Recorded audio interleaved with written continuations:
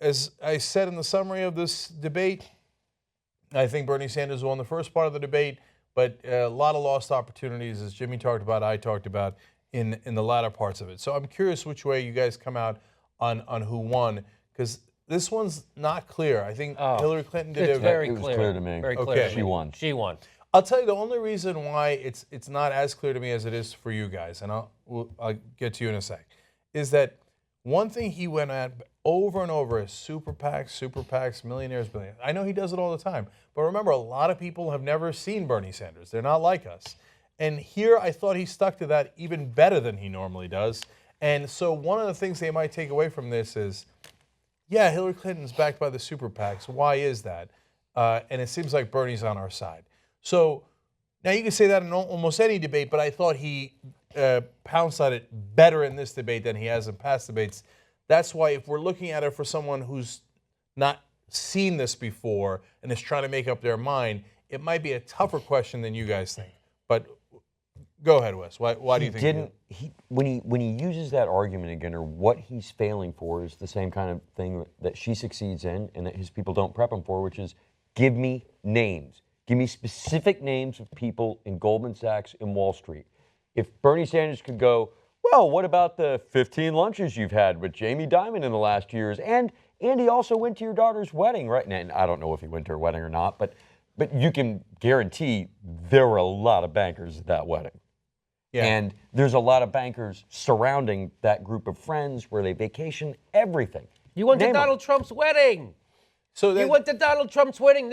So he needs to take every question and he needs to turn it around to his main strength, which is, again, I'm not corrupt. The system is corrupt. Yeah. I'm not. She's part of it. She said, if you really want to change things, we'll change things. Now is the time. We're the richest country in the world. But he doesn't take that extra step, and it drives me. Let me just say one more thing where he missed a big. They asked him, Anderson Cooper asked that completely slanted right-wing talking point question about government let people down in Flint, Michigan. Government didn't let people down in Flint, Michigan. What let people down in Flint, Michigan was our corrupt system of crony capitalism, of also bought politicians. And when you elect people, meaning Republicans, who say the problem in America is government, and then you elect them, then they break government. Because let's remember, their water system was working perfectly for a long, long time until we elected a guy who said he was going to break government, and he did. So when you elect Republicans who don't believe in government, that's what you get. When you elect someone like me who knows that the government is the people, and the people can work together for the interest of the people and not a corporation or somebody who just gave me a big campaign finance so I switched the water to another private company. That's how he should have answered that. And of course, he was on the defensive. You go on the offensive about how we can make government better and take it away from the people who want to break government. And this is the result. You want to vote Republican? This is the result. They break it. And that was a big part that I think he missed. It's so upsetting. It makes me feel like Bernie might not win because it's been this long and he still is delivering his message in such clumsy ways. You've got to be like a laser beam, right? Especially since you're introducing such new ideas that people have to wrap their head around. You have to make it easy for them. When you say we're the richest country the face of the earth has ever seen, you need to take that extra step by saying, do you know how much money we spent on a war? We spent $1 trillion on the Iraq War. You know how much it cost to send everybody to college for $60 billion? It's nothing. He doesn't take that extra step. He just says, hey, now we're going to make them pay for it, which sounds kind of like Tony Soprano-ish in a sense. It almost sounds Trump-like. We're going to make Wall Street pay for it. We'll make them pay for it. We'll make them fix the schools. We'll make them go to college, and we'll make them fix the water. You got to break it down in specific because the specifics are on your side. So let me follow up with three things that Jimmy just mentioned and give you specific answers that he could have given, which he didn't tonight, right? So on Snyder and Flint, Michigan, one thing he could have said is, look, I keep telling you that I'm running to give you real change in this country, right? Because here's what this broken system has given us. It gives us a Republican governor who is a venture capitalist, and he thinks that, all you do is, you save money here, you save money there, and then you take all the money you saved and give it to the corporations. Because that's what he did. He gave over $1 billion to his friends who gave him the money to get elected. And you know what? When he came to just $2 million to to give you a better water system in Flint, Michigan. He didn't do it, and your kids wound up getting poisoned. Well, you know what I'm going to do? I'm going to break the back of that system, okay?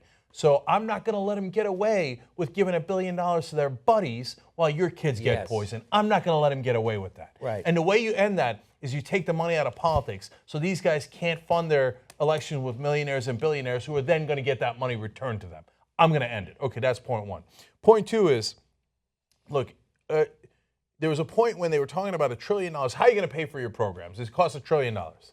Such an easy answer. Such an easy. So you say one of the ways is, hey, you know what? We could have had $1 trillion for that infrastructure. We could have had $1 trillion for your kids' school. You're asking about your school. I want your kids to have that opportunity. They're wonderful kids who should have every opportunity that everybody else in this country gets. And we could have had that if we didn't waste $1 trillion on a war like Iraq.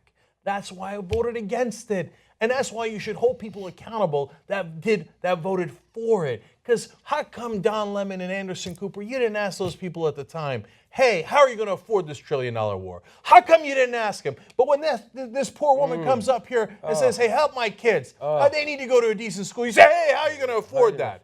How come you put that on her, but you didn't put it on the people, the defense contractors in the industry who wanted to go to war, and the people who voted for it, right? So this is what Jimmy's talking about. You got to prepare better so that you're ready to go. And then if you want to just talk about like a little politics here, you bring up the Trump wedding, right?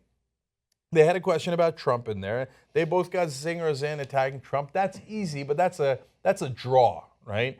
One way that you turn it into not a draw is, look, I'm not saying that Hillary Clinton shouldn't have been friendly enough with Donald Trump to go to his wedding. Her friends are her issue, not my issue. All I know is I didn't get an invite. You know why I didn't get an invite to Donald Trump's wedding? Because I've never done him a single political favor. He's got nothing to gain by inviting me to his wedding. I've never been his friend, and I'm never going to be his friend. Okay, now you see, that's an answer that wins you a debate. Now, Bernie had some of those in the beginning, not enough at the end. She's a very skilled debater. And in the end, I'm going to agree with you guys, 3-0. Hillary Clinton won the debate, right?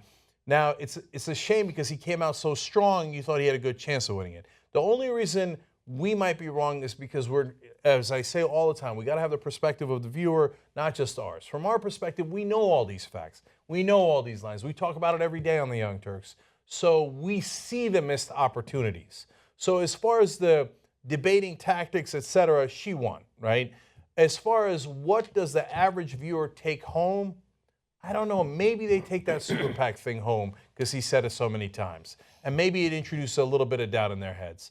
But she says, hey, President Obama over and over again, and maybe they think she's with President Obama. I like President Obama. I'm going to go with her. She looked calm. She looked confident. She looked winning. And for the last half of the debate, she had the audience on her side. They clapped loudest at her lines. Look, the fact that there's the one person that CNN keeps bringing up in every one of these debates to ask about God tells me that's a setup from the Clinton campaign, who knows Sanders is not a let me wear religion on my sleeve person. Well, Clinton is. So those are all setups. But she clearly had the audience on her side, and she was like, enough, let's get on with this. Well, and she didn't, okay, remember early in the campaign it was she would go after Bernie, how are you going to pay for this? Notice she didn't go after a single thing he said tonight. Nothing. Because she's assuming she's the nominee. So I didn't perceive the audience as clearly as you guys did on her side. I thought that was well in the first half. I thought it was even. I thought it was the more of a second half split. she had him. It's like he ran out of steam in the second half too, and there was a lot of things that were different in the second half. And she knew how to spin what the questions were into an applause line, and he obviously didn't. Again, it's your responsibility to figure out how to get your message across in the environment. You know what I mean? You know what? Like when I do comedy, I know there's going to be hecklers. I know there's going to be waitresses. I know there's somebody's going to drop a glass. I have to be able to create the environment which gives my jokes the best a chance to succeed. And that's what he needs to do. He needs to give himself the best chance to succeed, and that is to take some tips on how to communicate your ideas better, because you didn't communicate them tonight. And when the door was swung wide open for you to walk through it, you tiptoed a couple of times and you missed your opportunity. And it's your responsibility to your movement to be able to slam that door closed, because it's open right now and people are waiting. You got a two-person debate. People are waiting. Oh, it's your responsibility, and it just hurts. Well, Go ahead. I don't know if this debate's going to swing anyone's opinion, though. That's the thing. We can say someone won or lost, but ultimately this is a vote in this election is, do you like things the way things are going now? Do you like the way it's going under Obama? Because if my name's Hillary Clinton, you're going to get more of the same from me. So if you like life now, vote for me. And for Sanders, I mean, that's why he still, to me, has an advantage. He still has a possibility. Well, because how many people are that happy with what's going on? 100%. That's what I'm saying. That's why this is his moment, and it's up to him to not let it slip through his fingers, which it seems like tonight he's letting it slip through his fingers. And you say, well, I don't know who's going to make up their mind on this debate. I agree. Maybe this debate, but maybe in Michigan, this debate will be a big deal, and everyone's saying what a big deal Michigan's going to be, because apparently it's not a weird state. He blew the 90s stuff. He blew the gun issue, and they both blew the teacher issue, right? So, I mean, they did better on it than I expected them to, but here's what you say about the teachers thing, this bullshit fucking right-wing talking point that Cooper can't stop bringing up. This whole thing about, but the unions, they protect bad teachers, don't they? Don't they protect bad teachers? Let me tell you something. The problem with teaching in America is that qualified people drop out because it's too hard of a goddamn job. The problem isn't getting rid of bad teachers. There isn't a room full of great fucking teachers waiting to come take those jobs in the inner city. There's no great full of teachers. What happens is they send the youngest teachers down there and then they drop out because they get discouraged. We get a screwed up system that relies anyway. They need to do a much better job on that. And he should, well, exactly what you said he should have did was saying, oh, again, we're going to blame the teachers who are stuffing their pockets full of cash. That's what's wrong with our economy. That's what's wrong is there's teachers who grow up, Anderson Cooper, and why don't you ask this question of Lloyd Blankfein? And why don't you ask this question of the people who run our corporations? He doesn't do that. So, okay, I get a little upset. Yeah, and one last note on who lost the debate. I'm going to say Anderson Cooper again, and I'll tell you why. Oh. In the context of this debate, yes, there were some questions that were framed from a right-wing perspective. I actually want to give credit to Don Lemon for asking. Don Lemon was hard tonight. Right. He was hard. Asking about mass incarceration, asking about the super predator line. So good job out for Don Lemon tonight. But Anderson Cooper, we just saw him drinking pina coladas with the Republicans in a town hall. I mean, he was super light on them. And I've broken this down in 100 different ways. When CNN does a town hall with Democrats, they don't go light. They don't. Chris Cuomo went after Bernie Sanders over and over. Aren't you going to punish people? Aren't you going to punish people? It's not a matter of town halls. When it's Anderson Cooper, he's super tough on the Democrats. He was tonight. He was in the first debate. Against the Republicans, what musicals do you like? How much do you love your wife? It's unbelievable. It's unbelievable. It's such bias. It's conservative establishment bias, and it's sickening, okay?